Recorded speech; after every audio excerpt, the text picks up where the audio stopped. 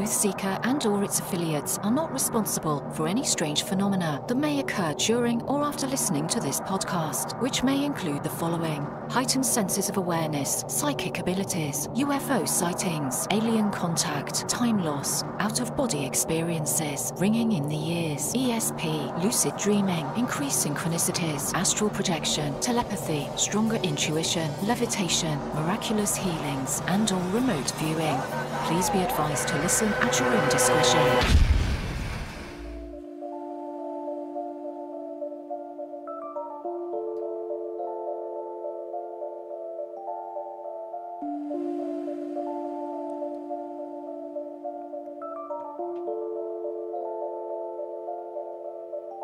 Won't you come and take me away?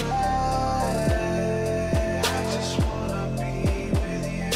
Won't you come and take me away? To a place to walk on troubled seas, faith to stand when I don't believe. I just wanna be with you. Won't you come and take me away? I just wanna be with you. Won't you come? You are now locked into the TruthSeekah podcast. Gargoyles, psychics, everything's ungodly. Dark's at it.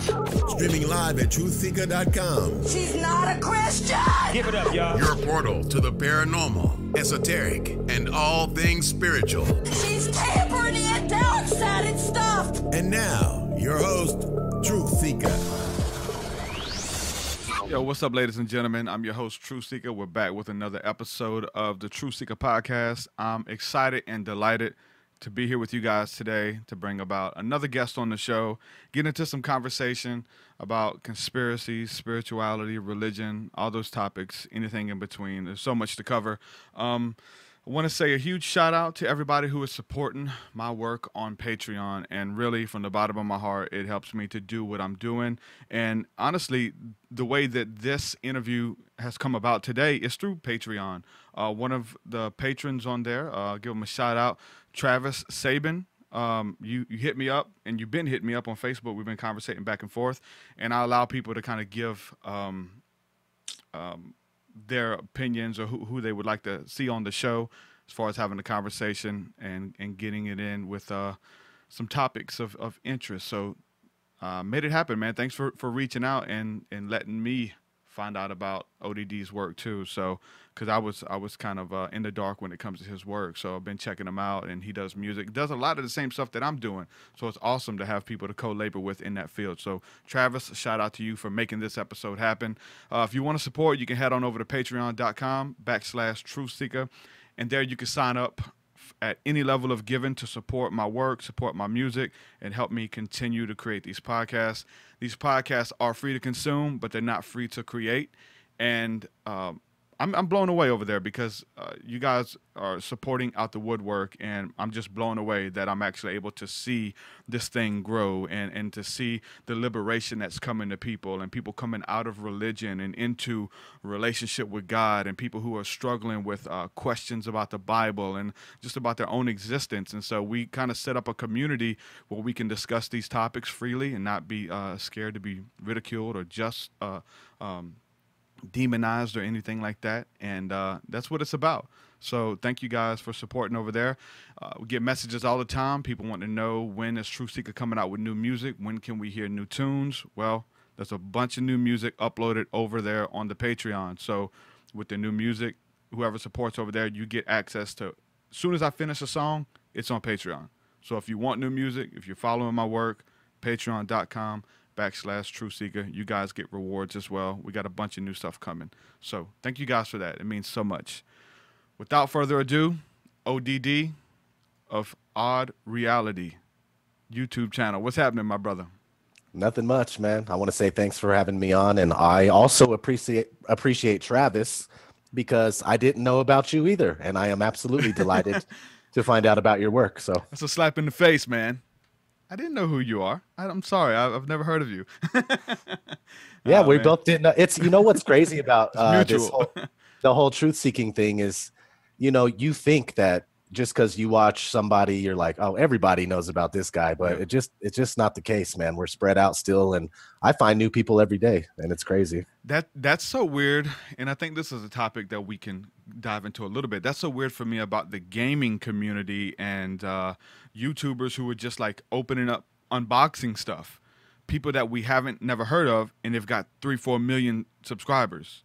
Like, they have a huge fan base, and I've never heard of them. And they're little kids and all types of people who have a platform through social media and through YouTube. So you're finding all these people, and like I'll let my daughter, my wife watch them, and they're like, "Who would turn that off?" Who's like, man, this kid's got 5 million subscribers. You know, this kid's doing something out here. You know, so it's really cool how that's set up too. So talking about the game, and while we're on that topic, I've seen some of your podcasts or whatever, some of your live streams where you're actually playing games while you're interviewing people and have people on for discussion and stuff like that. Are you a big gamer?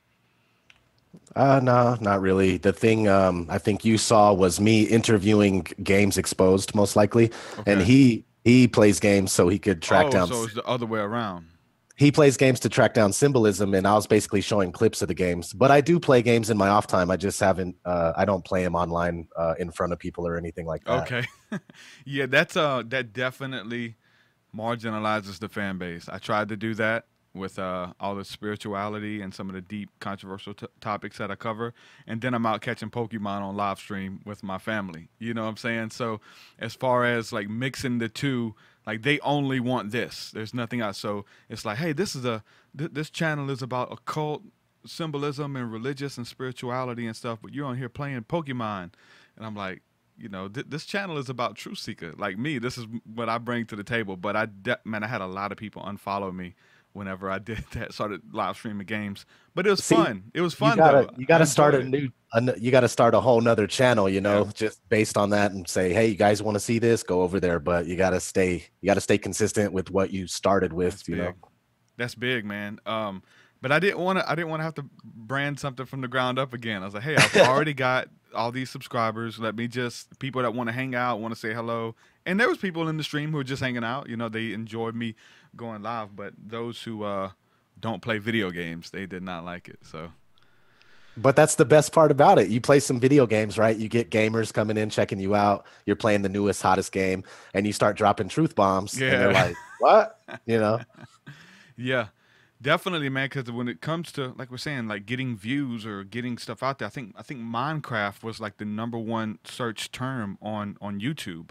Minecraft. And there's little kids with millions of subscribers who are just going live playing Minecraft, being silly, you know. And I had some other channels on the side with me and my daughter, where she would do reaction videos. Like my daughter wasn't into. She never really got into scary movies, and I'd let her and her little friends watch scary movie trailers, and it would freak them out. The expressions that they made were genuine. It wasn't the fake reactions and the clickbait thumbnails. Like it was the real deal. But I guess that leads me to the point of explaining that channel, because I lost that channel. I lost all of my channels because I was a manager. You know how there's a feature with YouTube where you can go in and manage other channels with an email address. Like you can give me permission to log in with my email to your channel. And so I had a bunch of channels that I was over. It was my daughter's channel, my wife's channel, my channel. I had a parody channel where I do voices and stuff, and we do pranks and stuff like that. And it's all this stuff on the side. And I guess through the content about what I was putting out there or something, I don't know, but YouTube pulled my main TruthSeekah channel, and it pulled all the channels that were associated with that email.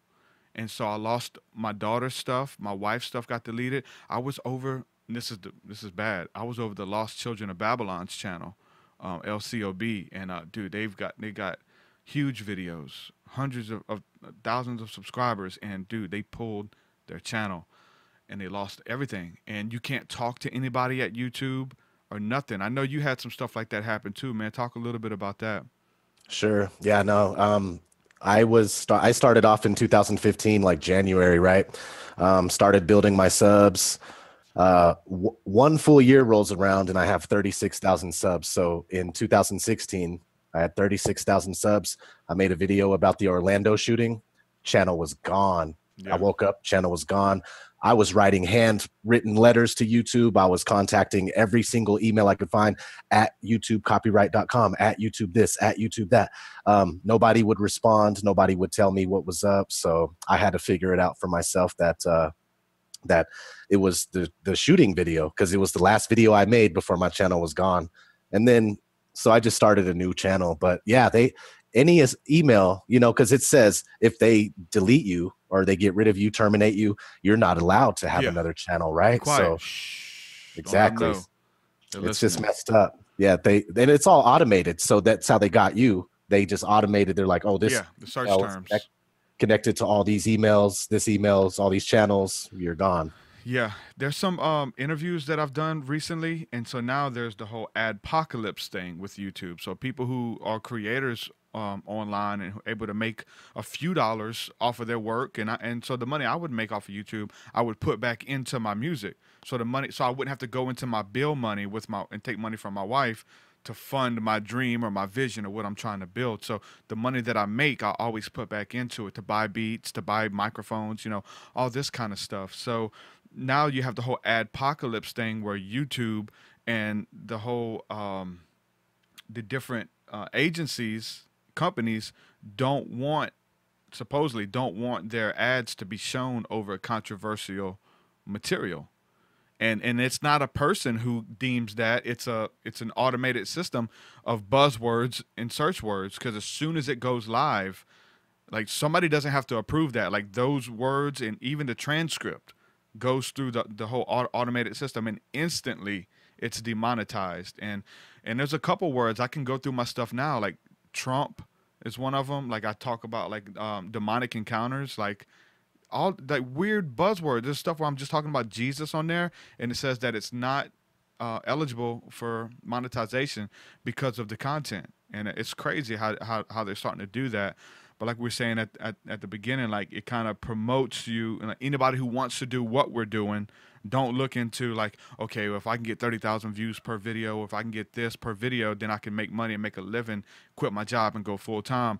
That's not the way to do it. You got to have some type of a side hustle. You got to have, in my case, my fans promote me on Patreon, which is huge right now.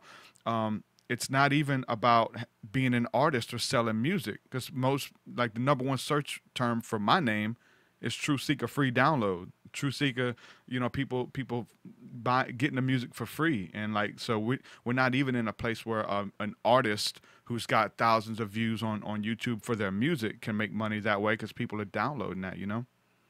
Yeah, I just give my music out for free. But yeah, I think when you put your music out through a platform like CD Baby, you could get it to where YouTube, wherever it plays, any platform it plays on, you could get the revenue for it. But I'm not sure, man. It's not, of course, it's not that much. And unfortunately, after 3 years of doing this, I just had to start a Patreon account. I felt bad about it. I never felt bad for playing ads, because you could skip the ads. Exactly.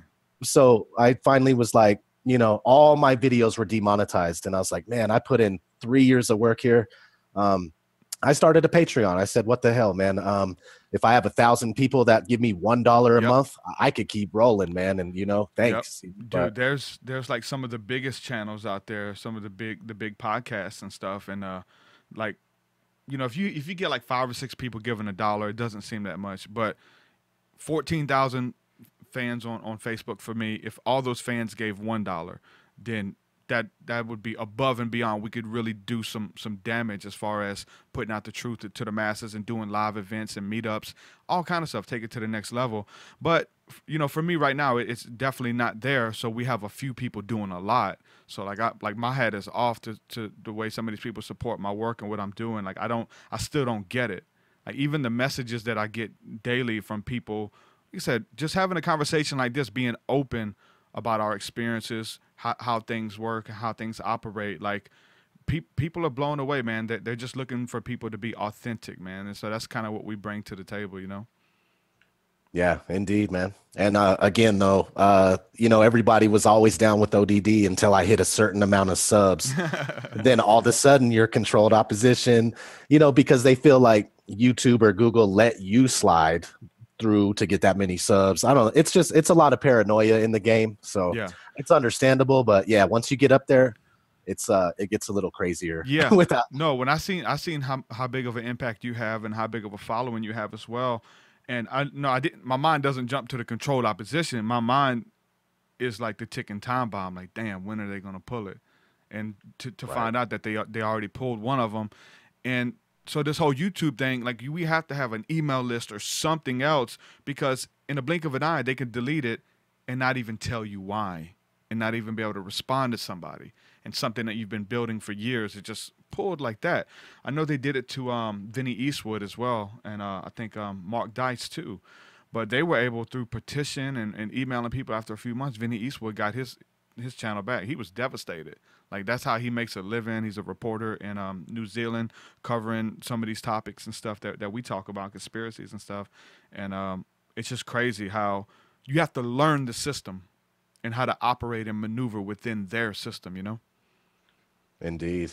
I even tried not putting keywords or tags. I just skipped the tags. I would make a title that's nonchalant. Yeah. And then I found out, yeah, they do scan your audio. Yeah. And they'll pick up keywords like what I'm saying right now will be scanned. And like you said, Trump, boom, your video's demonetized.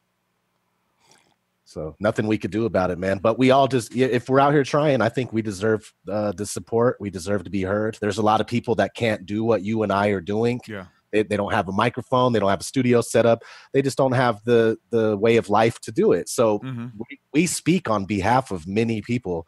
And I think, we deserve to be supported and to keep going in this. Yeah, people are scared to ask for money. You know what I'm saying?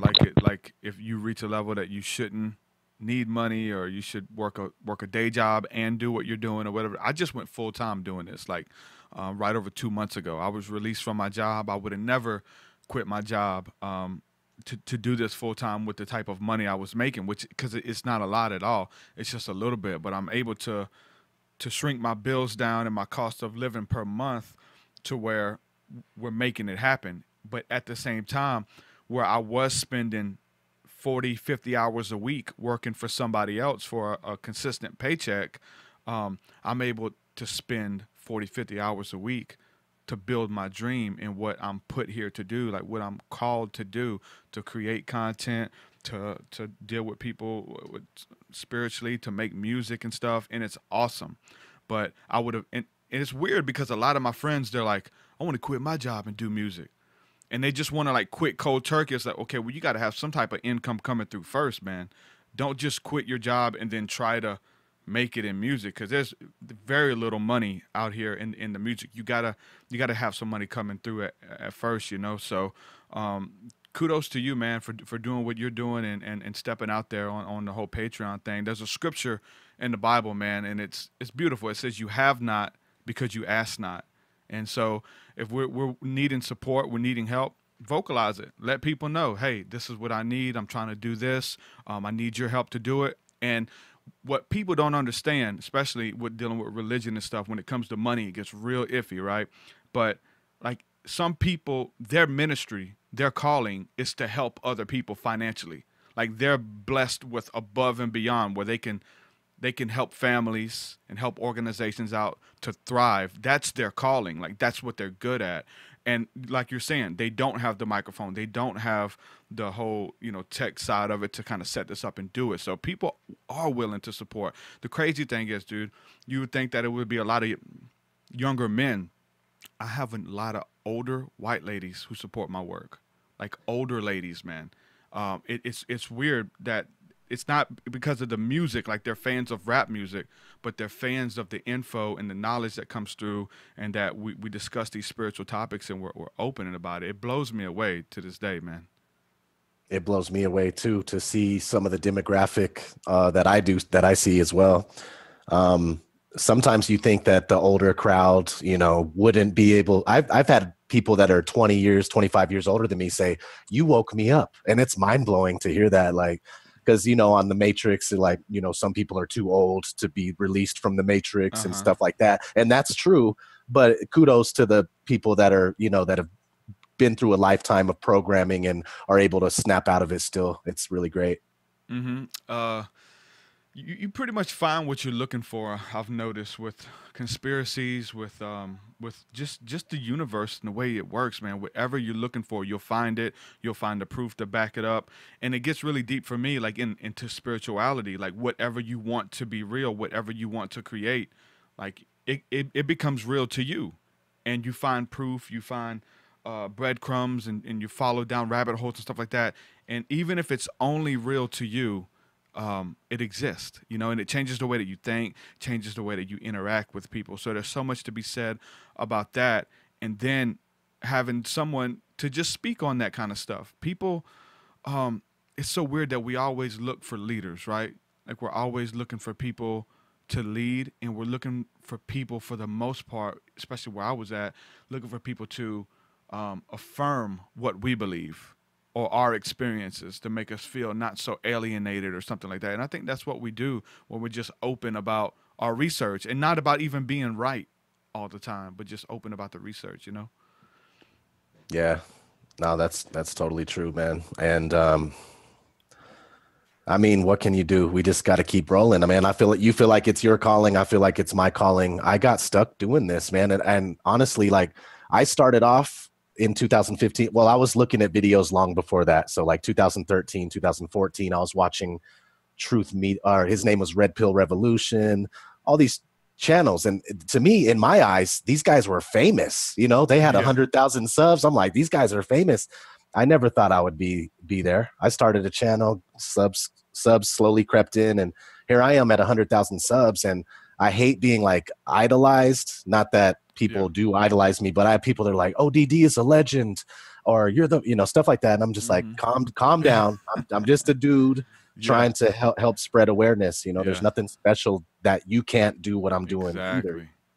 That's another hard one. And that took me this weird thing to get over, as far as like kind of tying in with the video game thing.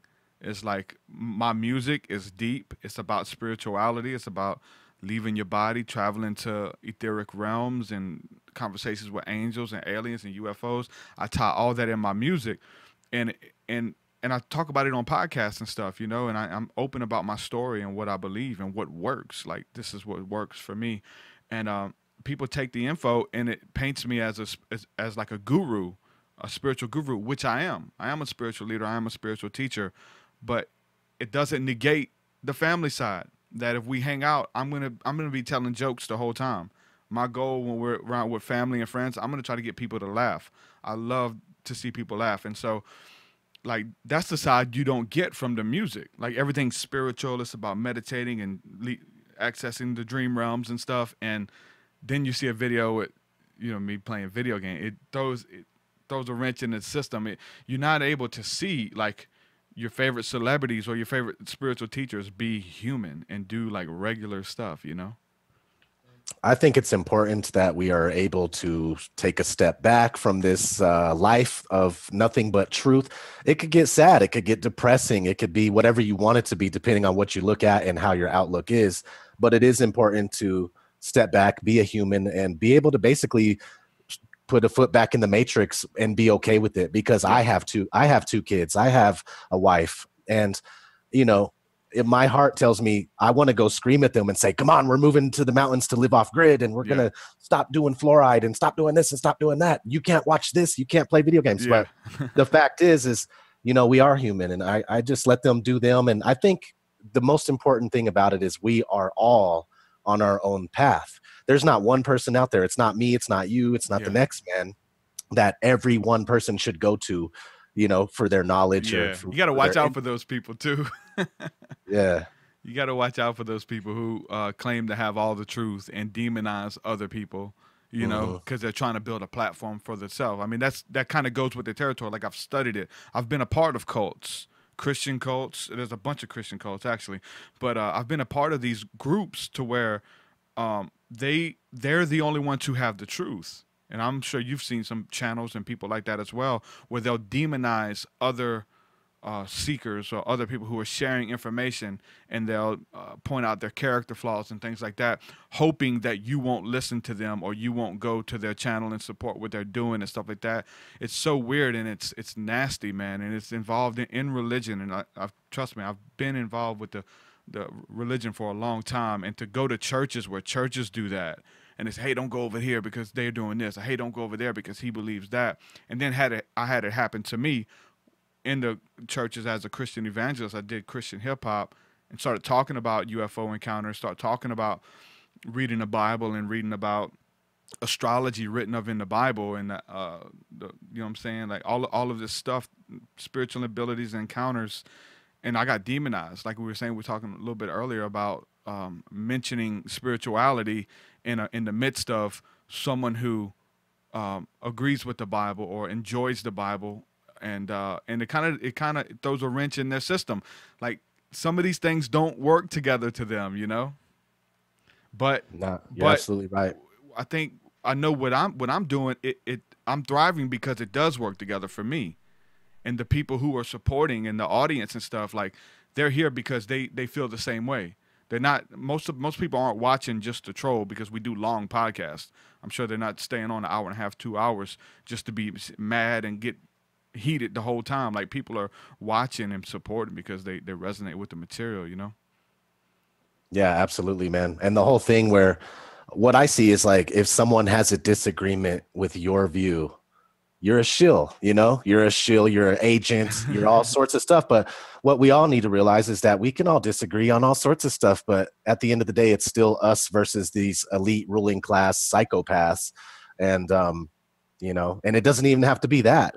It's just find your own path where you can be comfortable going through your life. You know, everybody does things differently, but yeah, it does suck that when you disagree, you're a shill. Because I get a lot of Christians that call me a shill because I don't put Jesus in my videos and say seek Jesus or do this with Jesus.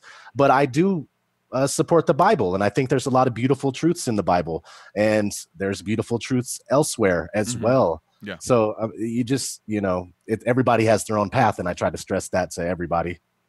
Yeah, you got to be open for that. Just let everybody know, like I said, this is a platform, and you guys can come on here and join the show if you like. If you have a question for O.D.D or myself, you just want to share an experience, call in. The number is streaming across the top of the video, and it's also in the descriptions. Give us a call. We'll be taking some of your calls here shortly.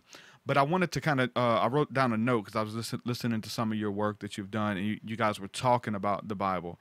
And one of the big things, especially for the truthers and stuff, and people who are into the truth movement and who don't really resonate with the Bible, they'll say that the Bible is corrupted. The Bible was put here by the government to control people. Like, the Bible just only to control you. And I look at it, I'm like, and I think I used to maybe think that without reading the Bible or knowing what the hell I was talking about. But Jesus rebelled against the government. Like, Jesus is the perfect example of someone resisting the government, so much so that his followers was ready to fight and, like, overthrow them and take their seats of power. Like, they had enough people, and the numbers were that way. But, you know, Christ came to teach us that the whole the true kingdom was within, and so we do that and overthrow those other kingdoms and other realms and ideologies of darkness by ascending spiritually and essentially becoming light, becoming the light of the world. So people say that the Bible is demonic and it's put here to control people. When Jesus rebelled against the government, and my story is that if the Bible was put here to control you, the Bible liberated me. When I read the Bible, I come to truths and understandings that set me free to be myself, to understand how God created me to operate and to move in the spirit and in the physical realm. The Bible talks about universal laws and these laws that work. Not to follow it to a T of like the Old Testament customs and stuff like that, but to look into it and understand the spirit behind it and what the message is they're trying to speak to you. And it is spiritual liberation that you need. And the Bible says that you need not any man to teach you, but the Holy Spirit will lead you and guide you into all truth. How is that trying to trap you and control you? It says that the Holy Spirit will lead you and guide you. He says, if you seek me, I'll show you great and mighty things that you don't know and can't find out. That's liberating. That if I can go into meditation and prayer and get in the scriptures, God will show me things he hasn't shown anybody who's existed. That's truth. That's real. You know what I'm saying? And that's liberating to me, dude. Yeah, no, people pick and choose, they cherry pick the verses that they want to match their reality, where they're against the Bible. If you're against the Bible, you can go and cherry pick tons of things that'll make the Bible look bad, not realizing that if you read the entire thing, everything you cherry picked, there's something later on past that totally fixes it back up and patches things back better. Yeah. The Bible is full of great truths. And I used to think it was all BS, but I have found out that it's that's one of the realest books ever made, man. And I don't, I have a feeling some of it's been tampered with, but maybe not, man. Maybe not.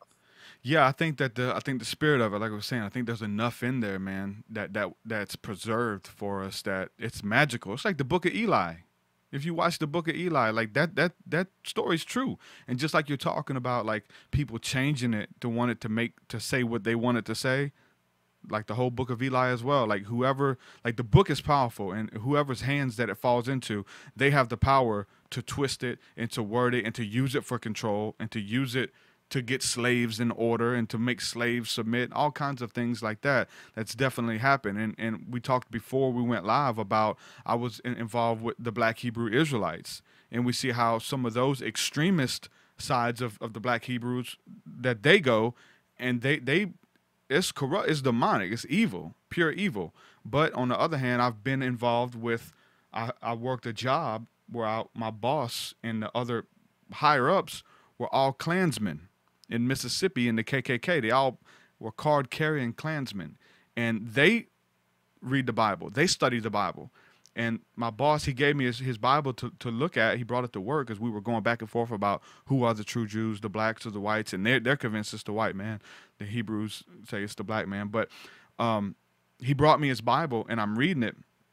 And in my Bible, I've got all the verses highlighted that speak to me: liberation, spirituality, God telling me I'm not alone, I'll never be forsaken, he's always got me, he's got my best interest in mind. Like, these things I continually have upon my mind, and I read them, and I have those highlighted. I read this man's Bible, and from Genesis to Revelation are verses highlighted about racism and about you being the people who are to cultivate the earth and don't share knowledge with the infidels and all just crazy stuff, man. So that shows you it's all about your standpoint, the standpoint of view that you're standing, and we're all looking at the same thing, but people are seeing something different, and they're kind of making it and shaping it on their own. So I don't blame the people. I blame the people that taught them, and that's all you can go by. Like, if you fell under a teacher who's really good at teaching it this way and showing you biblical doctrine, like this is the way it's supposed to be, and it blows your mind, like, you're dumb if you don't follow it, right? Like, if he shows you some truth or something that can apply to you. So that's really what it is about. It's just being something that's neutral. You use it for whatever. Yeah.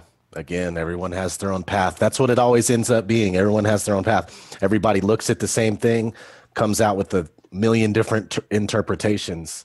The fact is all of us are born into this world where we don't really know anything. So it's really hard to try to find the right path. I guess there really is no right path, So we have to just kind of, if you're seeking, you should find, right? That's probably the best rule to live by there. Yeah. And if you're seeking, you will find. If you ask, he will answer. If you knock, the door will be open to you. What door? Whatever door you're knocking on. Be careful whose door you're knocking on, man. Right. Because it's going to be open eventually. Make sure you're knocking on the right doors, man. That's what we just that's why I try to share what worked for me. Because you know what? I have a life of talking about doors that didn't work.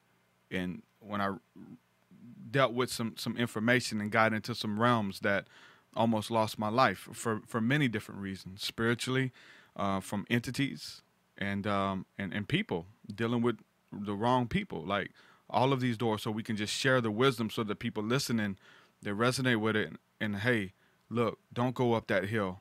I just went up there It's a long walk down. And so I'm letting you know, I see you headed that way. Turn around, go up the next one. Try that one out, bro. But don't go up here, man. You know what I'm saying? And that's just kind of. But some people are hard headed. They gotta learn by experience. I've learned by watching other people.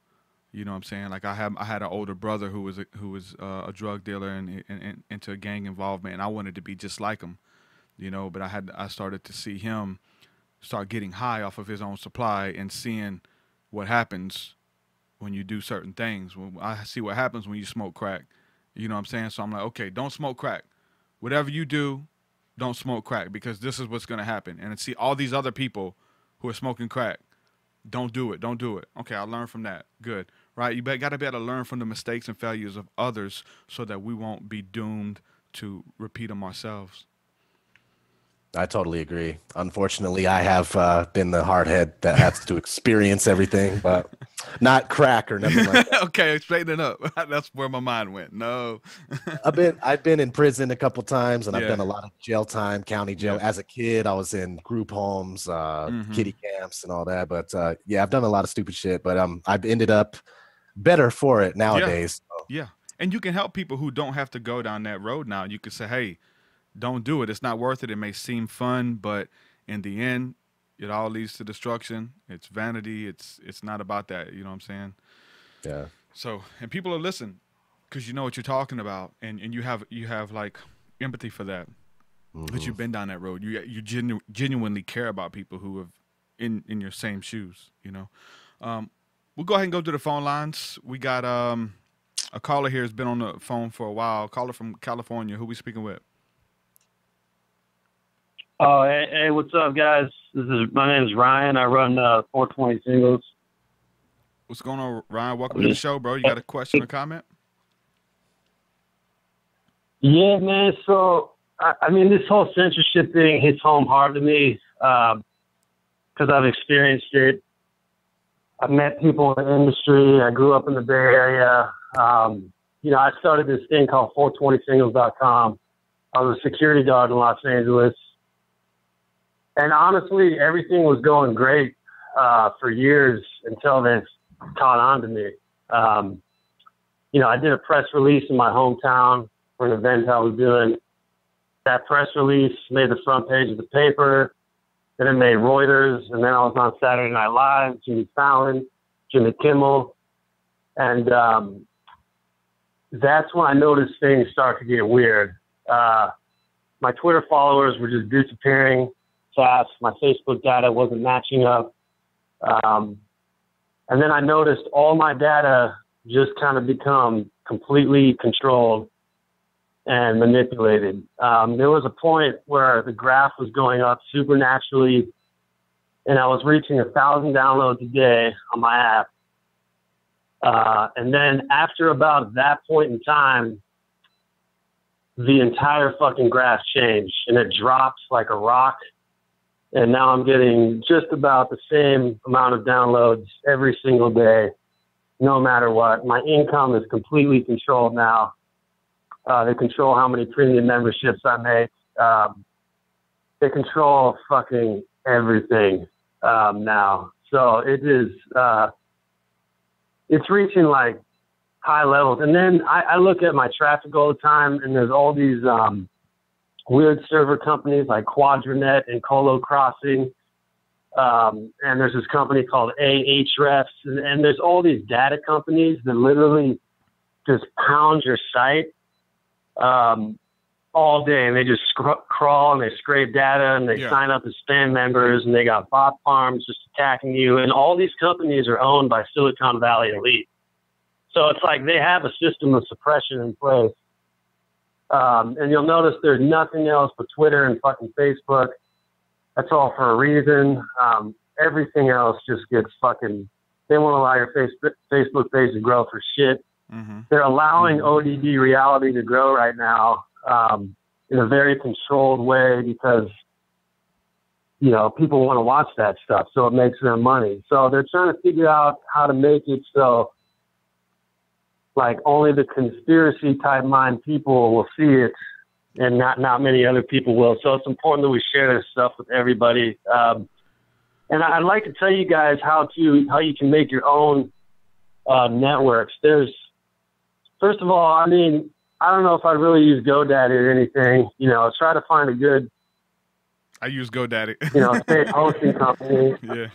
I mean, I use GoDaddy, but it's just getting weird. But there's programs like, if you look up Oxwall, that's Oxwall. That software you can download, and you can pretty much build an entire social network like Facebook using Oxwall. And if you just get a dedicated server at some hosting company, you know, I'll make tutorials and show you guys how to set up your own social network on a dedicated server. Yeah, you can upload it's hard to promote that. YouTube. It's hard to promote that, especially on Facebook. No, it's not, bro. Yeah. Well, don't promote it on Facebook. Don't promote it on Facebook or Twitter. Here's what you do: you make a fucking billboard, like what I do for 420 Singles. You go to the dollar store or whatever, get some fucking billboards, write the name of your website or whatever, go to rush hour traffic somewhere, anywhere, you'll hit like 1 billion fucking people a day. That's what I do all day, and I get traffic all day because of this, man. Yeah, I heard that. It works, bro. It's free traffic. They can't stop that, bro. All right, check out Oxwall. Check out WordPress, BuddyPress. Yeah, it's got dedicated servers. BuddyPress. You can even go. You can even go to the length of creating your own server, so they can't touch you at all. Like, I used to intern at Spankwire, which is a porn site, like years ago, and they had their own fucking server. Nobody could fucking touch them. They're just invincible. So, like, there's plenty of ways around this. They just don't want you to think there is. They want you to think YouTube and Facebook and Twitter is the fucking internet. Have some competitors coming up. Yeah. And there is too, just like, you know, all the other companies were shut down. Like Vine was one of the biggest companies out there, and then like a multi-million-dollar company, and just shut down and doesn't even exist anymore, like overnight, you know? So as soon as there's a competitor to come up, as soon as there's like another YouTube that maybe would pay their creators more and offer them support and things like that, like it can go to the next level. So it definitely is about having your own website and your own email list and things like that, where you have access to the people who are viewing your content. So I do stress, you know, starting an email list, and anybody who signs up for your forums and things like that, you're going to get their email address as well. So that's definitely the route to go, is to try to get as many eyes on your website as you can. And the thing is about the email list, I have over 500,000 emails, and I signed up for the GoDaddy email marketing program because it's the only one that'll accept me. As soon as I fucking uploaded my emails, they were questioning me. My account was locked, suspended. They're like, "How'd you get all these emails?" And they removed like over half of them, and then and then pretty much they kicked me from the program after that. They're like, "No. You can't fucking email your members." And like no other email program will accept me, so I had to set up my own email server. True. To send out newsletters that way. But the amount of censorship that's going on is, I mean, I had the fucking FBI at my apartment the other day, you know, for tweets that I made that seemed threatening. Yeah, I don't. You know, so they showed up my apartment. Yeah, I do not mess around. Don't threaten nobody. They had a little dude over here. In the woods of Bay Minette, Alabama, after the whole Vegas thing. This little guy, he's a high schooler. He posted on Twitter, saying he feels like he needs to go Vegas to some people he knows. FBI showed up and got him, took him away. It's over. Through with. Yeah, I don't, you know, and bro. It scares me, because if we had this technology when I was a kid, when we're talking about the stupid stuff we did, man, I'd be in trouble, dude. If I had access to an audience with the stupid things that I did as a kid, oh my God. I'm scared. That scares me. Yeah, man, it's literally a trap. Yeah, it is. It's literally a trap. People falling right into it, yeah. Yeah. All right, Ryan, do you have any questions for O.D.D before we move to the next caller? No, bro, I love what you guys are doing. I'm just weirded out that O.D.D doesn't have like a lot more subscribers. It's just clear as day that his channel is being censored. I mean, I saw that he's been going since 2009. You know, he should have like 2 or 3 million subscribers, Joe, but I'm going to keep listening and promoting it. I love what you guys are doing. And remember to check out Oxwall, Buddy Press, dedicated servers, all that shit. All right. All right, brother. Bless, man. Thanks for the call. Thank you. Yeah, he did say something. He mentioned letting people see it so that they can make money. They're not making money off of your videos because you said that YouTube has actually demonetized your videos where you can't make any money off your videos, right? Right. There is a little thing about YouTube Red, right? Where if you get a subscription to YouTube for $10 a month, then obviously they're making money off of that. So I'm not really sure. Yeah, true. But I heard what he was saying about like having, I guess, like-minded people that are conspiracy kind of guys or girls or whatever in a containment unit, right? That, you know, we're out here, but if you could just recommend conspiracy videos just to people that are known conspiracists, exactly, you could probably get away with that with a certain algorithm. Many people think that like Coast to Coast AM is doing that with these closed circuit of people that they promote and let come on their show. Of like like people are saying, a shill or a controlled opposition, where it seems like we're giving you this good info, but we have an agenda too, type deal. Because there's a lot of people who are deep, and one of them was probably, I would assume, a mutual friend, Santos Bonacci, who has been trying to get on there for years with his syncretism stuff and astrotheology, and they would never let him on. And now he's really big into the flat earth. And when I kind of stayed away from flat earth for a long time because I seen what it did to him, and his followers like left, and he became like a laughingstock when he got into it. So I stayed away from it until I had him on the show as a guest. So just a couple weeks ago, he came onto the show, and I was like, okay, so if I'm gonna really give myself to studying flat earth and really give, you know what I'm saying, doing it justice to check it out, why not have one of the leading experts in the field, Santos Bonacci, come on and break it down to me on the show? And I did. But you could see how when you mention names, you mention things, like you had me until type deal, right? Like you had me until flat earth. Or you had me until this. And it's funny, we talk about the Bible and Jesus. The same thing happened with Jesus. Jesus had a huge following, all these people following him. But before he went up to do the Sermon on the Mount, he turned around and looked at all the people following him. And he said, unless you eat my flesh and drink my blood, you can't be my disciples. And he was being symbolic. That was totally symbolic, spiritual, occulted, you know what I'm saying, metaphors that you can only understand if you take it to the next step and see what he's talking about. And the huge following, they turned around and left. I said, okay, he's come too far. That's too much. We can't go there. And like they all turned around and left, and he was only there with his disciples, you know. And it's kind of the same thing. Like we were with you until you mentioned flat earth. And what's been the response for you? Because did you start out, obviously if you've been around this long, I think flat earth is kind of like a resurgence thing that's kind of coming back. But what did you start out, and then what happened when you started mentioning flat earth? Oh, totally. I was all over chemtrails, TV programming, mind control, MK Ultra, just a lot of the, you know, basic stuff, man. I wasn't even near flat earth. I wasn't talking about anything. The closest I got was saying, you know, the moon landing is probably a hoax. Yeah. But when flat earth hit me, it took me 10 months from the point that I finally first saw it to the point where I accepted it as truth. Yeah. But between that time, I struggled big time. I was laughing. I was thinking these guys are stupid. I can't believe why am I so drawn to this? This is absolutely ridiculous. I know the earth is the ball. Mm-hmm. But so anyway, 10 months went by and I just couldn't control it anymore. After I was like obsessed. I found out all this stuff and it just rang so true that the earth is flat, man. You know, of course I don't know the layout. I don't know how it looks, but it's flat as far as I know. So I started making videos about it. And yes, I lost half of the people that I once had because it definitely put a big split down the middle. And sometimes I think maybe flat earth was released on purpose, whether it's true or not. Flat earth is causing a lot of division and it's unfortunate. But Yeah. I'm a proud flat earther. I didn't believe in God until flat Earth came around for me. So now I believe in That's God, and I crazy.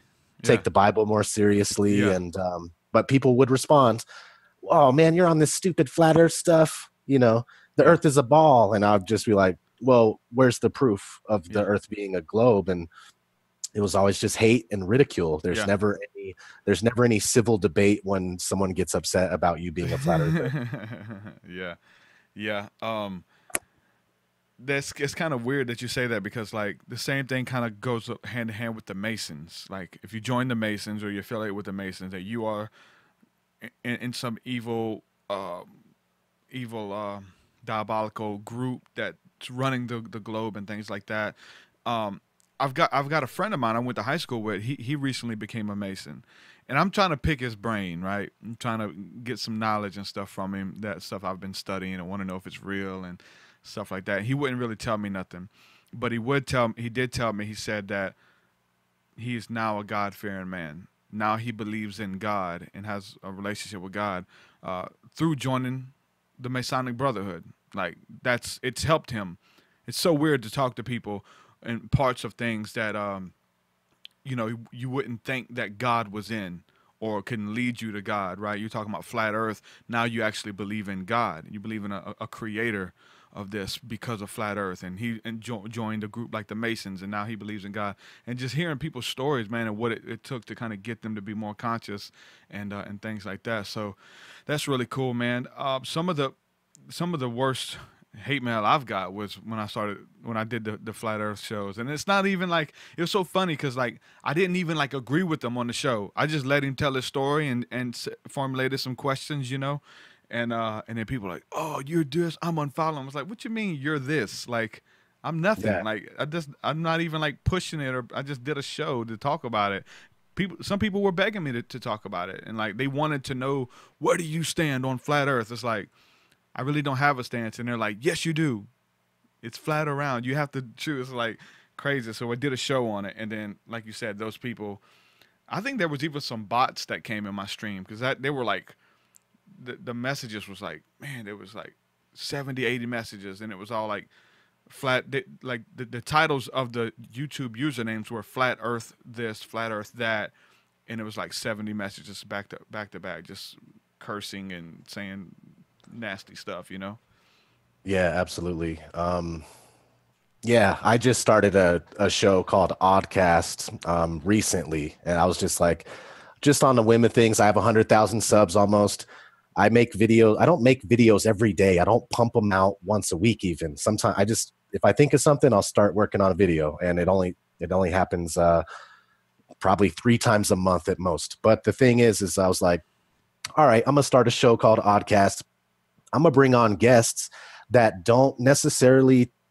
I don't talk about the stuff they do. Yeah. So that's the reason why I want to bring them on, so I could have more variety on my channel. Yeah. People could come here and be like, all right, O.D.D doesn't talk about this, but he's accepting a guest on here that does. Yeah, And exactly. That's probably how you felt, but you can't win. No matter who you have on your show, you can't win, bro. Yeah. No, everybody's mad. I had a Christian guy, all the Christians were begging for him. Yeah. And I love the dude. And all the atheists or people that think Bible is multitude. Yeah, they're like, oh, forget this guy. And then I have a kind of a new ager kind of guy on, and this guy's, and then a guy that believes in giants. You just can't win, man. So you just got to just do it, man. Just do it. Yeah, exactly. You can't really worry about that. And that's what we're understanding. Like, I mean, I was at the place in my life when I was really big into like debating doctrine and trying to be right. Like, I don't even care. Like this, I'm sharing what works for me, and I don't even really get into conspiracy theories and stuff no more. Like a lot of it makes me sick because there's so much, and everything is a conspiracy. Like every single thing. When it was new to me and brand new, I was consumed by it, But it kind of moved to this next level for me. Like they think, every celebrity who died was killed by the Illuminati. Like, and I'm just like, we're talking about like Pimp C, there's a rapper from the South from UGK. He died of a heart attack from mixing codeine and alcohol, whatever he was mixing, like coke and codeine and stuff. He had a heart attack. His heart exploded, but they're trying to say the Illuminati killed him because he was trying to unify black people and these type of things. You know, it's crazy. It's like al- it's everything's a always, conspiracy. Everything's painted with one brush when it comes to that kind of stuff. You're absolutely right.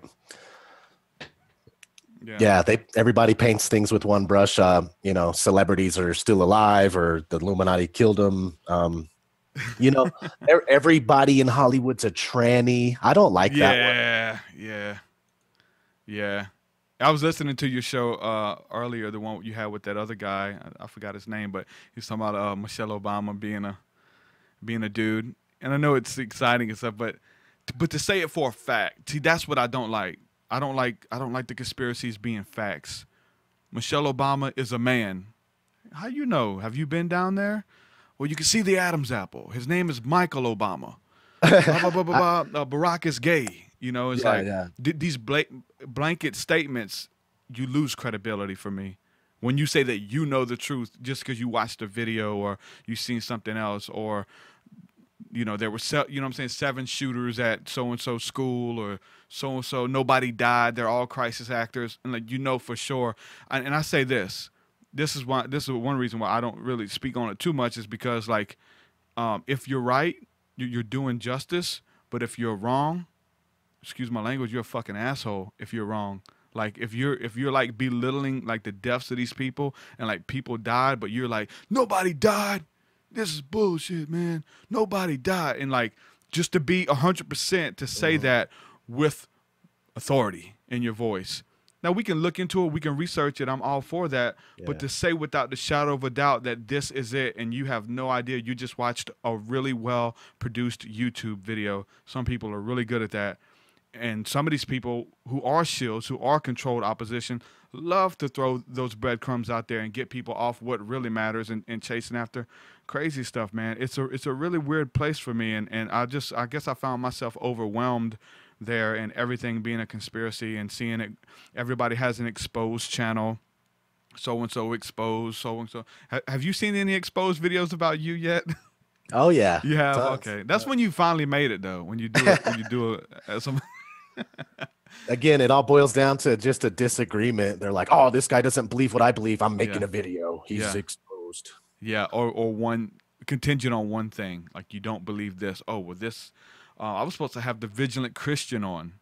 I know you know who that is. I like Mario. Mario's all right. I was supposed to have him on, but he seen that I interviewed another friend of mine, Brandon Barthrop, who was from the Vice documentary, the Laughing Drunk Off of the Glory of God. I don't know if you've seen that. It's a really good documentary. He's a friend of mine. I had him on. I've had him on twice, and we just have discussion about the Bible, about God. I don't agree with everything the dude stands for and some of the weird, quirky stuff he does. But so I was supposed to have Mario on as a guest, but Mario wanted me to set up a debate between him and that dude on my channel. And I'm like, bro, like, I thought you was going to come on and share your story. Like, that's his story. He's like, well, if you don't set it up, I'm going to expose him on my channel.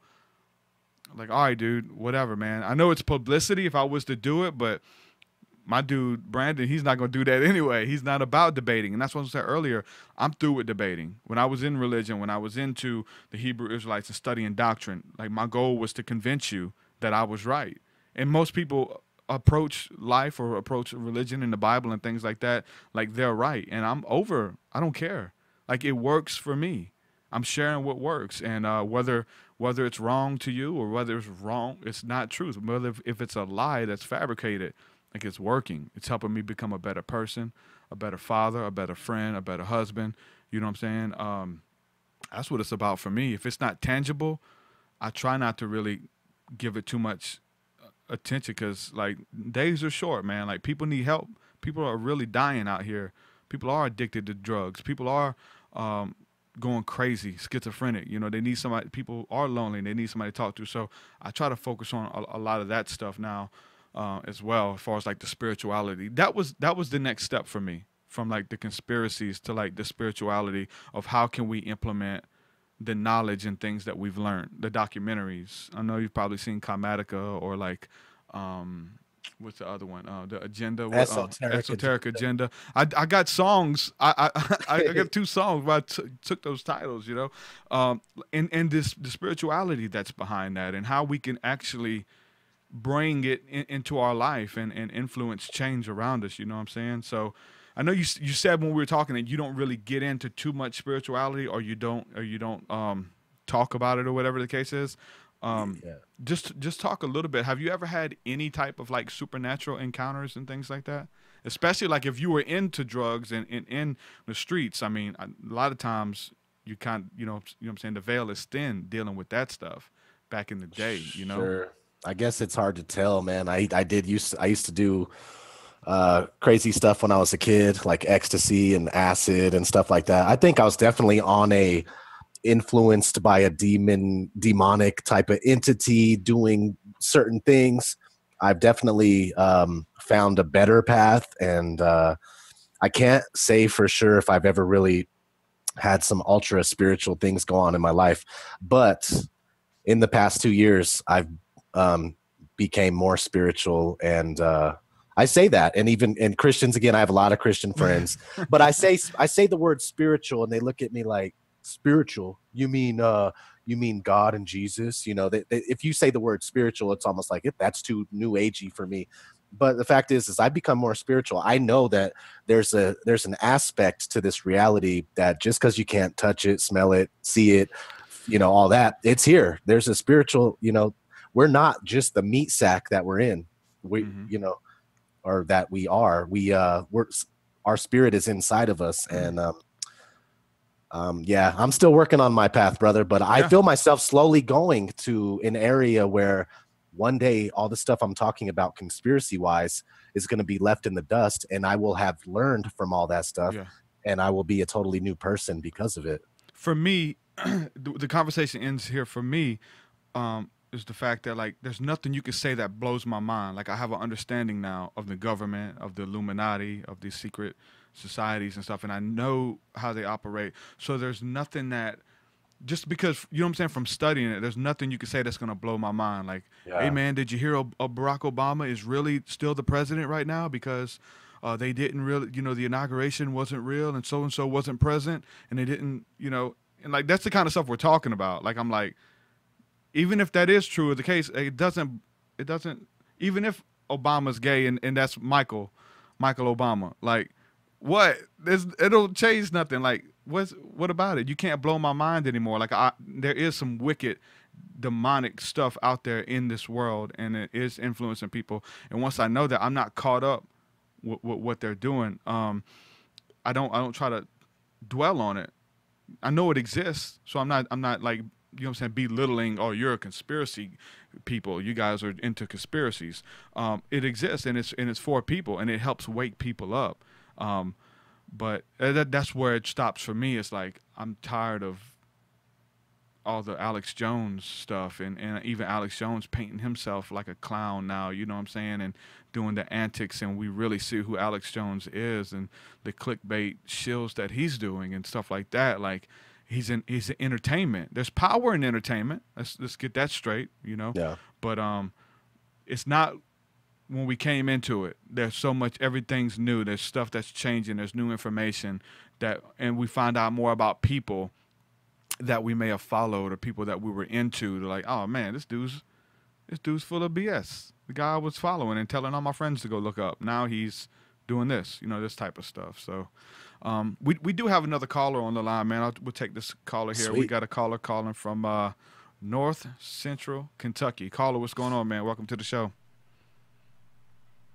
Hey, how's it going, guys? Hey. Pretty good. Who we speaking with? Yeah, this is Chad from Kentucky. I won't take up too much of your time, but I just want to share an experience I had. Go ahead, man. I kind of, I grew up atheist. I was kind of like a real hardcore atheist, almost like, kind of like we are in the truth movement now, but an atheist about it until I started kind of seeking the truth and saw 9/11, Bohemian Grove, and it just, it really woke me up and stuff. And I was at work one day, and this soldier comes in, and he starts telling me about this church I need to go see and this preacher and stuff. So I go and see him, and everyone's wondering, you know, how'd you hear about this church? And it come to find out, the church was like, everyone there was family members. And the guy I was telling them about there, they'd never heard of this guy.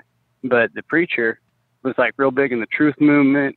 he talked about Aleister Crowley and New World Order and all that stuff.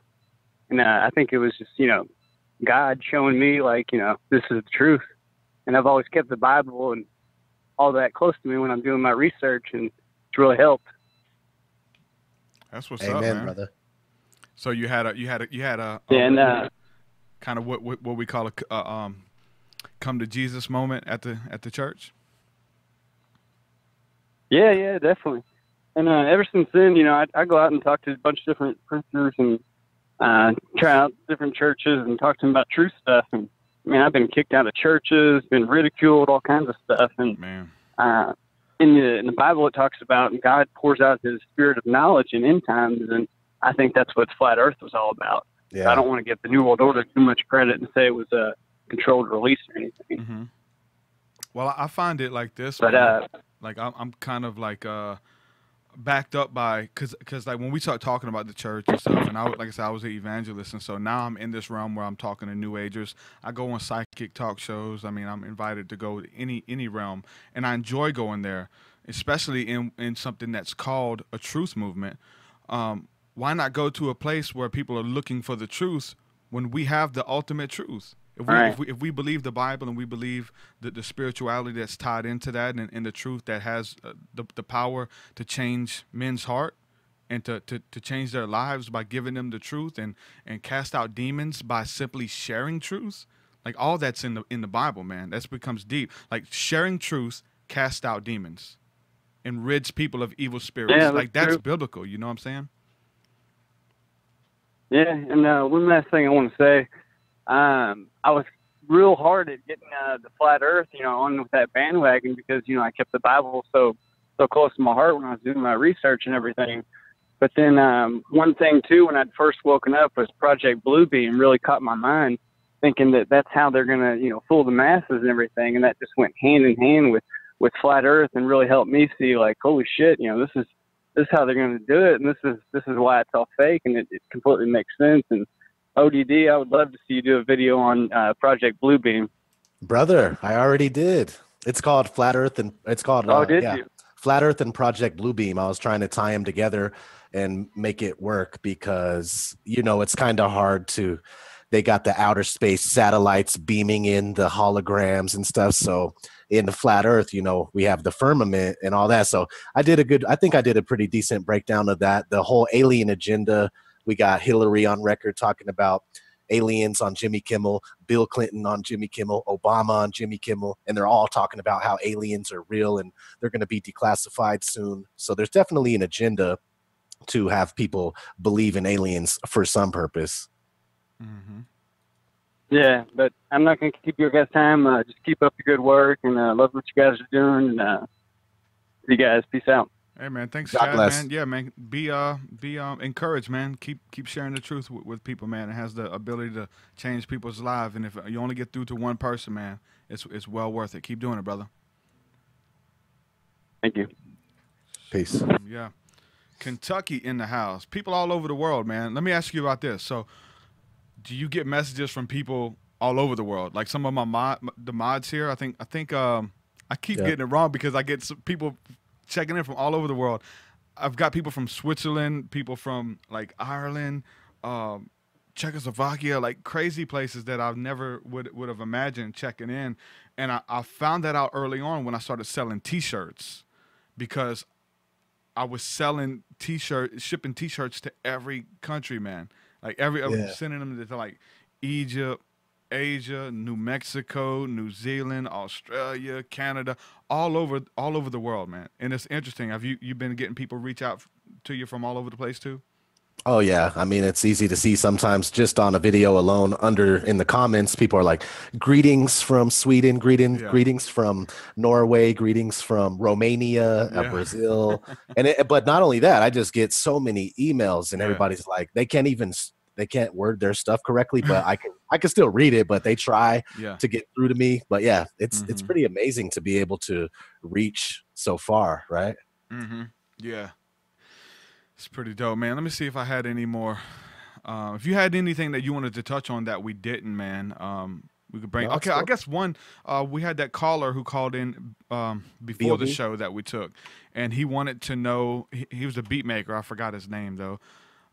He made beats. He wanted to know about the rapper B.O.B. We know B.O.B. made headlines when he came out supporting Flat Earth and just doing tons of tweets and tons of press about it and stuff like that. Right before his new album came out, so. The caller wanted to know if we thought that B.O.B. was like controlled opposition, like put here by the government, or him just being so successful and taking money and doing what he's doing. What is your feelings on B.O.B. and Flat Earth? First off, we don't have to give him money. He's not stealing anything from me. I'm not donating shit to him. So the fact is, you know, he was part of the establishment. That makes him suspect. He was a part of the industry, if you will. So the fact is he started his own label, No Genre. I do appreciate some of his music. I don't trust him personally. I'm not going to give him any money. I don't know what to think. Sometimes I feel like his heart is in the right place. He just doesn't know how to defend the truth that he wants to talk about. So I don't know. Yeah. Then you get. Have you heard his song Ghost? Ghost? Yeah, I think it's called Ghost. It's talking about aliens and stuff in it. It's I'm really not good. sure. Yeah, I'll make look sure it you up. write that one down because that one is a good one. I think it's called Ghost. Who's the scientist, man? The name is Neil deGrasse or something? yeah, he was chiming in on B.O.B. and going at him and pushing Flat Earth, and think he tried to do it in a rap song too, like a rhyming thing, and he dropped the mic and stuff on something. It's funny to see people start doing that, and even the whole thing with Eminem came out, and his thing with Trump, you know, Eminem going in on Trump, and then all these other people are like, well, let me try my hand at it. So now everybody's a rapper, and everybody's responding. People who don't rap are writing rap songs to Eminem, and This is an awfully hot coffee pot. Probably not.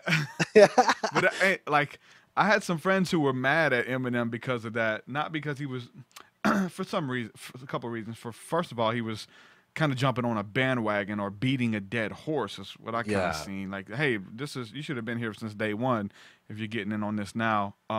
That, and then people were kind of debating whether or not, like, they thought he wrote it. Like it was a written. I thought it was a freestyle. I think he's really good at freestyle. Obviously, we look at his work and where he came from, but I think it was bad enough not to be written. I think how bad it was kind of shows it wasn't that good. Yeah, you're right. That it was freestyle, but he did good for a freestyle though, right? It's good for a freestyle off the top of staying on topic and getting his point across. I think it's good for a freestyle. For a written, no way. But everybody had something to say about that whole thing, and a lot of people in the truth movement who, even hip hop artists, some of my friends are hip hop artists in the truth movement, and they talk about this kind of stuff. And then when we see people from the mainstream coming over, giving their 2 cents about it, so they're talking about having sex with many women and doing this and doing that, and then like, oh yeah, here's my song about flat Earth or whatever. You know, we're like, yeah, are you here or not, bro? Where you at? You gonna support us? Like, let's work together. If you're gonna be here, let's work. But if not, like, go back to where you're at. You know. But it does bring some attention to the subjects. It definitely B.O.B. did. But I don't know if it was more of scrutiny and people making fun of it more than it was of like, man, this dude might be on to something. You know. Yeah, totally. And the Eminem thing, I got to talk about it a little bit, but you know, I feel like Eminem, he used to be all about how he would diss all the other people in the industry, no matter who it was, Pink. And he would probably diss people like Rihanna early on if she was out back then. Yeah. But a time came where Eminem came out with that Recovery album, and all of a sudden he was doing songs with Pink, doing songs with Rihanna, doing songs Elton with people John. he used to diss all the time. And he, in one of his videos, 3 o'clock in the morning, he's taking a bath in the blood, and 3 a.m. is the demonic witching hour. So it just became clear that he was like totally doing the puppet thing. I feel like his coming out with Trump was a distraction, possibly from Vegas, something like that. But again, he's reinforcing that politics is real when most of us know it's all just an illusion of choice. Yeah. Yep. It's a good way of putting it, man. It's people have conspiracy theories about Eminem, about him being a clone. He's a clone. It's not even him. He died so many years ago. Even the same thing with John Lennon. Like not John Lennon, Paul McCartney. Like that's not. He's not the real one. Paul died years ago. Have you seen that at all? It's pretty interesting. And there's like some lyrics and songs that say that we lost him so many years back when, and just some really eerie things. And you can look at it because like if you have a industry or like hundreds of people, if not thousands of people, who are employed by this guy, right? And so if we see if Eminem's going to quit or Eminem dies in his sleep, we can announce it to the world that he's gone. And then a lot of people are out of jobs, who rely on him. So, we bring this clone up with this other person who sounds a little bit like him, looks totally different, but those kind of things. So it is interesting to speculate and to guess the reasons why, but I do find it like a lot of the conspiracies kind of do a disjustice and stuff. Did you see? Sure. Because there's so many of them now. It only was just a couple. Now it's just like there's one for everything. Did you see Joe Rogan talking about Chester Bennington when a dude tried to bring it up on the show like right after he died? Mm-mm. You didn't see that? What happened? Nuh-uh. He wouldn't let him talk about it. It was Eddie Bravo, who's big into conspiracies and stuff. Oh, yeah, so yeah. He was on there with Joe Rogan, and Eddie was talking about conspiracies, and he talked about music. So then he brought up the death of Chester Bennington. Well, this was like not even a week after he died. And Joe was like, no, let's not go there, man. It's kind of disrespectful to the family. He's like, no, brother, there's some videos. He was in on it, man. He's Podesta's love child, and it's just crazy stuff, man. But Joe wouldn't let him go there. He's like, this is for the family. I'm telling you, bro, this is for the family. Me speaking the truth is showing sympathy for the family because I get the truth out. And it's just kind of weird how they approach that. I don't know if you've seen that or not. Nah, but yeah, Eddie Bravo definitely makes a fool of himself often.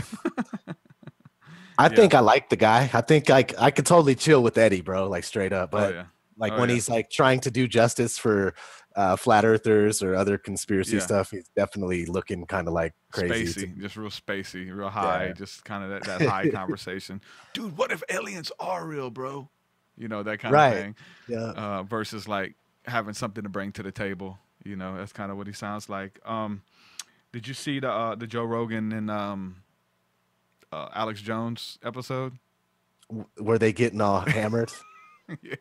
Yeah. Drinking whiskey or something. He tries to drop some truth on him at the end about demons and extra dimensional beings that are here, and so he tries to give him some truth, and Joe's like, man, what the hell are you talking about? And that's kind of what they kind of made mashups of, making fun of him on that. But it's kind of like in that state, like he wasn't in a place to be taken serious. Maybe if the beginning of the interview where it's more serious, you know what I'm saying? And versus like he's smoking weed and drinking, and he's just all over the place at the end. Which I think that's totally publicity. I think it's the highest rating show. You know what I'm saying? The highest rating show Joe Rogan had was that one. And he's had some big names on. Well, speaking of weed, speaking of them smoking weed, I did hear you mention about weed on another broadcast you did, and was talking about the paranoia that people are getting from smoking weed now and stuff like that. It's always been a factor, right? On a certain extent, but me personally, I've never had a problem with it in my life until recently. And what's going on in Colorado is we have stores everywhere with weed, and the weed looks just so perfectly scientifically formulated into these perfect buds with these crystals. And then you read the ingredients, how they grew it. There's all sorts of messed up ingredients. It's one of those things where like I can't pronounce it, so I don't want to eat it, or it's like I can't pronounce this, so I don't want to smoke it. But lately, I actually quit smoking herb. I only take edibles because I'm not affected when I do edibles. Oh, really?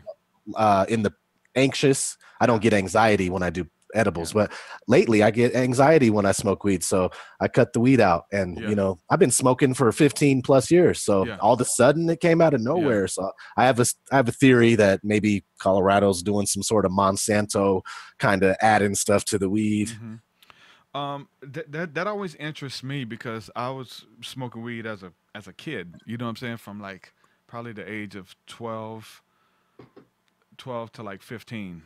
and it got to a point where we would smoke every day, and I was fine. Used to love to get high, I used to love to be taken out of this reality and brought into a place where nothing else matters, and place of creativity and things like that. And I would do it every day, and then finally, when we talk about paranoia, people say, "Man, you're just paranoid. Quit tripping, man. Man, is that the cops?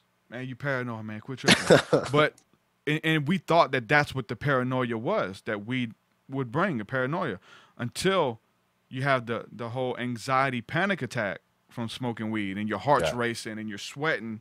You're just chilling, smoking a blunt, and then you can't breathe and you're tripping and you're hearing stuff, all from smoking weed, and everybody else is just high watching you. Like, I had that happen to me the last couple times that I smoked. Like, it scared the piss out of me. I turned pale and sweating, and my heart's just racing 90 to nothing, just sitting down. Like, I have nothing to worry about, but I feel like I'm about to die, literally. And that happened to me, and it was super duper scary. And then I was hesitant to smoke again. And then maybe a week later, some friends were smoking. I took one hit. I said, well, let me just get a little buzz. So I took one hit. This was in Louisiana years ago. And the same thing happened off of one hit. The whole paranoia thing came back, and I was like, man, I can't be smoking that. And I think I did it. I think it happened to me twice, and I quit. I was like, man, I can't smoke no more. So years later, I ended up working with some inmates at a job. I worked for the city, and we had prisoners come out, and they were talking about smoking weed. And this one dude, he was like, yeah, man, I can't smoke more weed no more, man. It messes with my body, man. I was like, tell me more. You know what I'm saying? Because I had never heard of anybody freaking out like that or having that type of like reaction. And he told me like same thing. He went to a party, smoked weed, freaked out, and had to walk home, and they had to take him to the hospital. You know. And because he was like freaking out, couldn't breathe and stuff from just smoking bud. And so it's interesting, man, that I'm trying to make sense of what happened to me then. And it happens to a lot of people, this crazy paranoia that comes over you, and it's like crippling and scary, you know. It's not fun. And I tried to smoke recently, and it didn't happen that much, but it really put me in a weird place with some friends over here, just a really weird place. It was really strong weed, and to me, I don't really care for it, because when I was a teenager, I smoked it to leave this reality and be taken to another place where everything's okay, and that was my escape, you know, daily. And so now I felt like it took me somewhere else, and I'm like, I want to be present. Like, I'm focusing on being present for my family, for my daughter, to be grateful and enjoy what I'm given. And I felt the same way that it made me feel when I was trying to escape reality, and it was kind of like nasty, you know. I wanted to be present and be focused and stuff, you know. Well, the thing is that I trip on is that I have nothing to trip on. I have nothing in my life whatsoever to worry about. Everything's gravy besides maybe the CIA wanting to kill me, right? I don't worry about that shit though. And I don't think about it. Maybe it's not true. I think there's so many of us that, you know, we're protected, we're safe by numbers. But the thing is, I have nothing in my life going on that should make me paranoid. And I smoke weed and I just start tripping. So lately I haven't been smoking, and I'm actually digging it. I'm more present. I'm more focused. I feel better when I wake up in the morning. I'm not all sluggish. I get right to work. If I was smoking, for instance, I probably wouldn't have been able to make this interview this early. And it wasn't even that early, right? It was only 10 a.m. That's kind of late. But when I smoke weed, I'd be getting up at around 10 and slogging around for an hour or two. I'm able now to see what it does to my friends. You know what I'm saying? Like, and how, like, some of my friends have gotten, and there's some people I rap with and are like into spirituality and stuff, and they'll like weed isn't cool, I guess, unless everybody's doing it. Like, if you go to somewhere high, like, you lose not respect, but you can't come to a Bible study high. You can't come to a prayer meeting tripping out on weed, and when you're the only one. Like, if we're all smoking, that's one thing, but I have friends who come over and like they start talking about weird stuff. They don't make sense, and it's like they say awkward stuff, and coke is actually good for you, bro. The government doesn't want you to know that cocaine's telling my wife this. I'm like, yeah, right. What are you talking about, man? And just weird stuff that we're like, really, man? Are you? It's just it's weird. And You know, that's what for right now in my life, that's what I'm judging it off of, is this dude coming over getting high, just talking out his butt, you know? It's crazy. I have friends still that are like, where to get some blow, or they like to do that stuff. And I'm just like, dude, you got to stop doing that. It sticks to the frontal lobe of your brain for like 10 years after you do it, and it eats away at it. And there's no way it's good for you, man. That's a terrible thing to be doing. Mm-hmm. Well, we got some more mutual audience in the chat room. Some of my friends here. Grim, good shout out to Grim, because I think Grim actually name dropped you for a while too. He's in Colorado as well, so he name dropped you a while back. I just forgot about it, but I do remember that. Who says it? So Alexandra says medicinal mushrooms are the future and past. Medicinal mushrooms, I definitely vouch for psilocybin. Have taken Hook us up. Some really beautiful places. And I've taken them during the podcast before and had some real heart-to-heart conversations with people. Not right now. Been laughing the whole time. It just depends on what you're talking about, though, you know. But there was laughter, but it's fun. I enjoy psilocybin in a spiritual. I respect it, and I've been shown some really awesome stuff. So on that, we definitely need to get up and do that. That'd be awesome. So yeah, man, maybe we can work something out with a song, man. I've got some new stuff I'm working on. I know you haven't done anything spiritual or haven't done anything ufology or anything like that, but if you want to, man, I definitely can get you on some stuff, unless we do something political or something along the lines of conspiracies or whatever too. But I can handle whatever, man. So yeah, I got some cool stuff right now that I'm working on, but it's all transcendent physical type stuff, you know what I'm saying? So really, really cool stuff that I have open verses for right now, but we can also work on something different. So either way, we got mutual fans, man, and it's so cool when people reach out and then we can make it happen. They're like, hey man, do something with him. I love you. I love his work. And I'm like, well, let me look into him.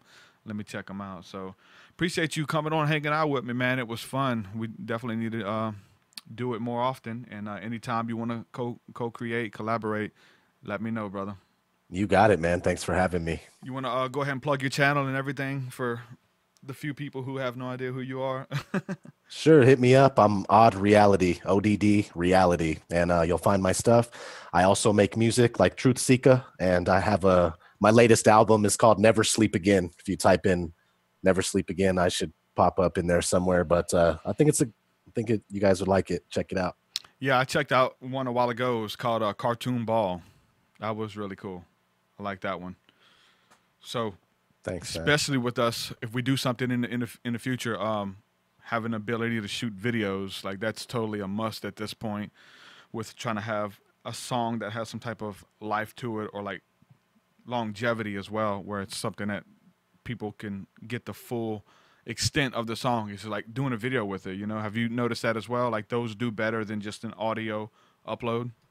Yeah, totally. Or like even the lyrics only goes so far. Mm-hmm.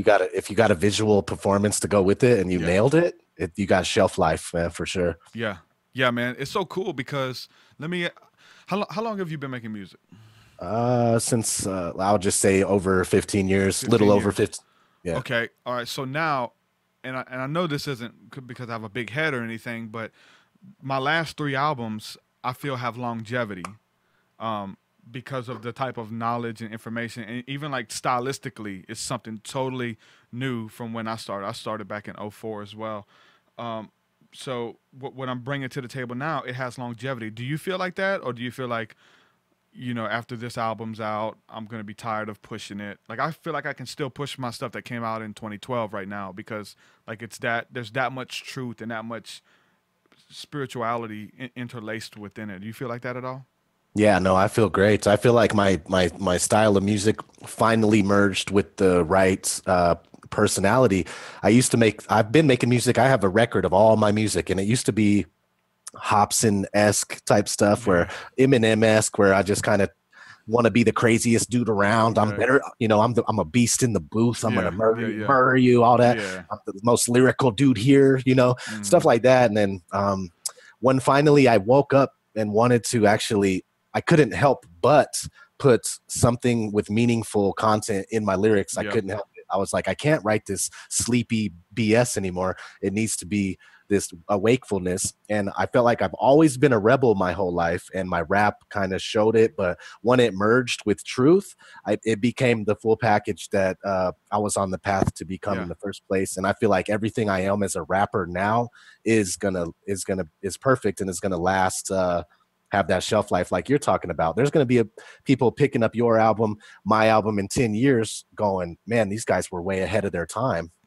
I still do that for LCOB, the Lost Children of Babylon. Like when I started researching about spirituality, about like looking up terms of like how to open your third eye, what are chakras, how to activate your chakras, different things like that, meditation techniques.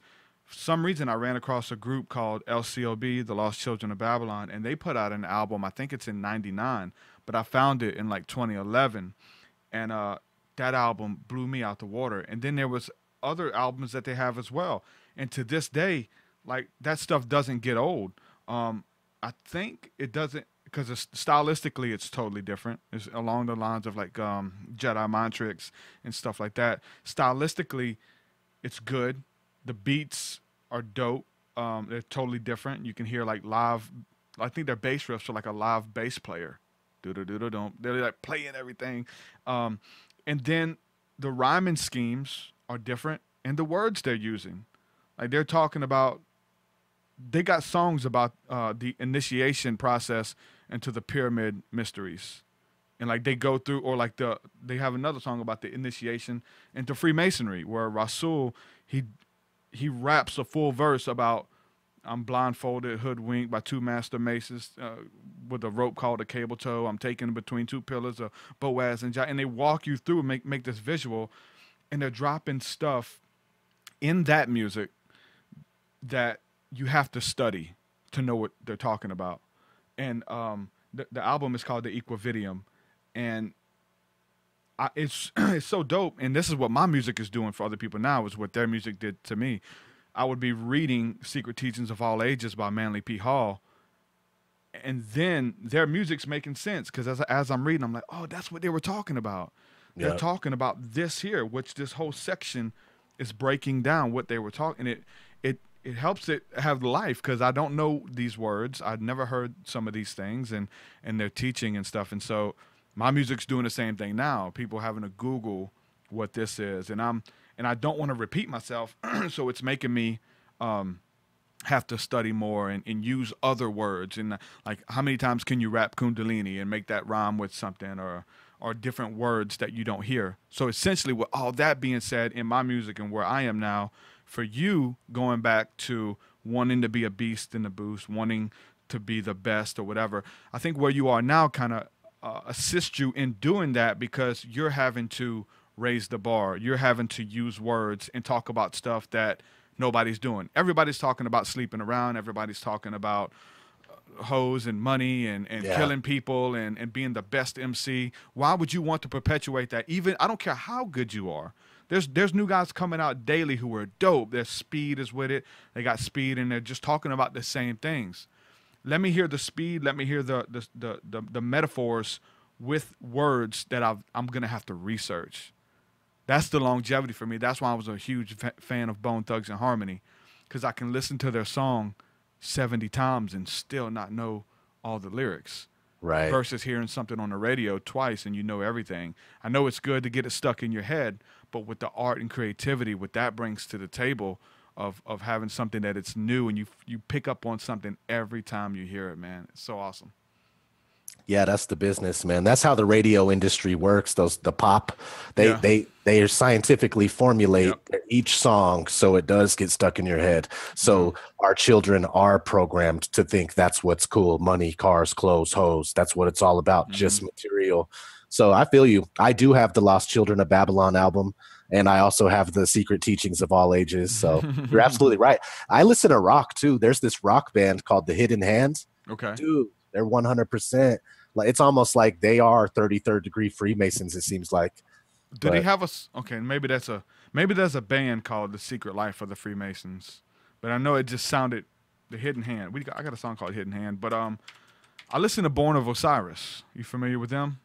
Are they like a super heavy rock band? Yeah, but they throw all this stuff in their music as well. So they talk about I think I have one of their albums. Yeah, follow the signs, and they got a dope video. Follow the signs. In the video, there's these like these priests or whatever who are doing this ritual, trying to summon this being from heaven, and they finally do this initiation and summon this spirit, and it shows him in heaven being sucked out of heaven as they're summoning him to the earth, and he comes to the earth or whatever, and he starts like wreaking havoc and throwing the priest around and stuff, and then the priest pulls off his hood and he's like this reptilian. It's dope. You got to watch it. It's called Follow the Signs by Born of Osiris. You got it. I love their artwork. I think I have a couple of their CDs. I can't understand the words usually, but I still like if I see cool artwork, I'll like grab a CD just because of that, you know. Yeah, I'm into screamo. I've got an album out from years ago, but that it was like rap and screamo mixed, and so it's hip hop beats with heavy guitars like Korn and stuff over it, where I'm rapping and screaming over it and stuff, and cool. Really good. I enjoy that type of music, but to pull it off, I tried to pull it off live without a band, and that doesn't work. Screaming and like this heavy music, jumping around, but there's like we gotta have a band to do this. There's no way this doesn't come off appealing live. But yeah, man. Anything else, bro? No, I think we're good. We almost gone 2 hours now. That just about covers it. Hey, thanks everybody for watching us live. Everybody who's holding us down in the chat room, you guys are awesome. Continue to do that whenever we go live.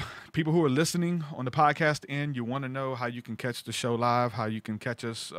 You just got to subscribe to YouTube. I go live on YouTube, and then we extract the audio and put it up on all the podcasting apps as well. So subscribe to YouTube, give us a call, give me a shout out, all that good stuff. I love each and every one of you guys. Thank you so much for all the support on Patreon, patreon.com/TruthSeekah, for anyone who is wanting to support what we're doing and pick up on some cool music as well. There's a bunch of new stuff over there, and I got more that I'm getting ready to finish now. So with that, I'm going to say peace and shalom. Thank you guys for holding it down. Peace, peace. Later.